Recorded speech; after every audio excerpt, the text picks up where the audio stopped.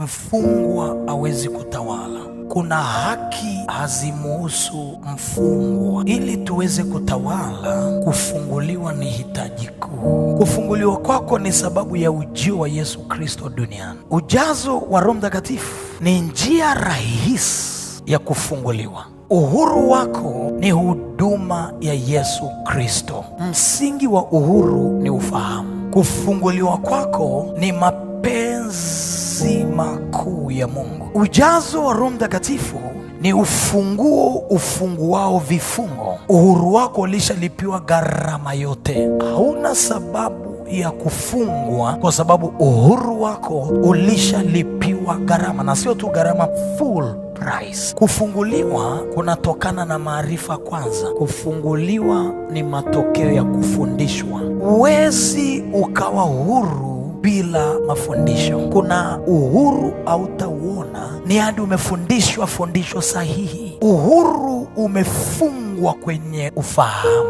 Ufahamu wa neno ni silaha kuu kwenye vita vya kiroho. Uhuru wa kweli huja kwa ufahamu.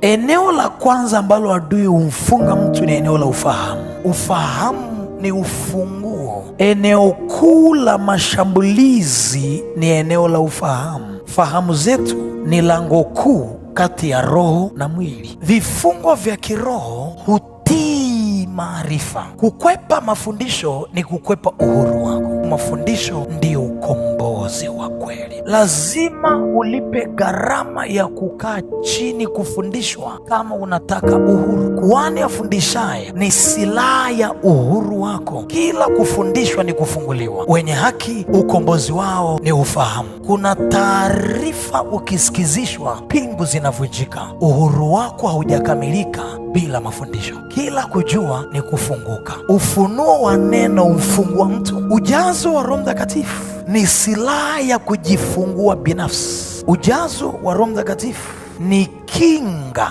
dhidi ya vifungo. Ujazo wa Roho Mtakatifu ni njia rahisi ya kuzishinda nguvu za giza. Hakuna kitu kinachomfungua mtu kama ujazo wa Roho Mtakatifu. Tumjae Roho Mtakatifu katika kiwango cha roho chafu kukosa nafasi. Inataka kumjaa Roho Mtakatifu ili kutawala. Roho Mtakatifu ndiye roho wa utawala. Haiwezekani kutawala bila roho wa utawala. Wewe ambaye umeitazama video hii, ninakusihi na ninakuomba sana, mtu wa Mungu, kwa kuwa mafundisho yetu yamekuwa kichochezi kikuu cha miujiza ya watu, kwa kuwa mafundisho yetu yamekuwa sababu kuu ya mabadiliko ya maisha na tabia